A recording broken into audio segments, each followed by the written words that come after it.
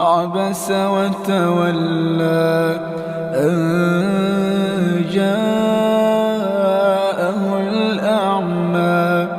وما يدريك لعله يزكى أو يذكر فتنفعه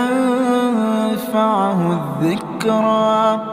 أما من استغنى فأنت له تصدى وما عليك ألا يزكى وأما من جاءك يسعى وهو يخشى فأنت عنه تلهى كلا